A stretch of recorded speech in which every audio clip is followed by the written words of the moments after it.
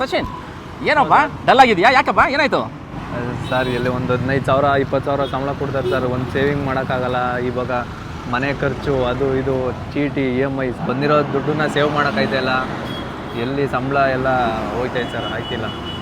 ನೀವೇ ದಾರಿ ತೋರಿಸ್ಬೇಕು ಸರ್ ಏನಾದರೂ ಒಂದು. ನಾ ಆವತ್ತೇ ಹೇಳಿದೆ ನಿಮಗೆ ಒಂದು ದಾರಿನ, ಬಟ್ ನೀನು ನೆಗ್ಲೆಕ್ಟ್ ಮಾಡಿದೆ. ನೀನು ಈಗಲೂ ಎಲ್ಲೂ ಆಗಿಲ್ಲ. ನಿಮಗೆಲ್ಲ ಒಂದು ದಾರಿ ಇದೆ. ನೀವೆಲ್ಲ ಯಂಗ್ ಚಾಪಪ್ಪ, ನೀವೆಲ್ಲ ಬಂದು ದೇಶಕ್ಕೆ ಬಂದು ಮುಂದೆ ಒಂದು ಭವಿಷ್ಯ ನಿಮ್ಮ ಕೈಯಲ್ಲಿದೆ. ಈ TD ಅಕಾಡೆಮಿ ಅಂತ ಅಂದ್ಬಿಟ್ಟು ಮೈಸೂರಲ್ಲಿ ಓಪನ್ ಮಾಡಿದ್ದಾರೆ, ಗೊತ್ತಾ? ಯಾರು ಫೇಲ್ ಆಗೋದಕ್ಕೆ ನಾವು ಬಿಡಲ್ಲ. ಮನೋಜ್ ಸರ್ ಬಂದು ಇಲ್ಲಿ TD ಅಕಾಡೆಮಿ ಅಂತ ಒಂದು ಬ್ರಾಂಚ್ ಓಪನ್ ಮಾಡಿದ್ದಾರೆ. ನಾನು ಅಲ್ಲಿ ಕರ್ಕೊಂಡು ಹೋಗ್ತೀನಿ. ಬ್ರಾಂಚ್ ಹೆಡ್ ಅಂದ್ರೆ ಆದರ್ಶ ಇದ್ದಾರೆ, ಅವ್ನು ಇಂಟ್ರೊಡ್ಯೂಸ್ ಮಾಡ್ತಿಪ್ಪ. ನೀನು ಎಲ್ಲ ಸೊಲ್ಯೂಷನ್ನು ಅಲ್ಲೇ ಸಿಗುತ್ತೆ ನಿಮಗೆ.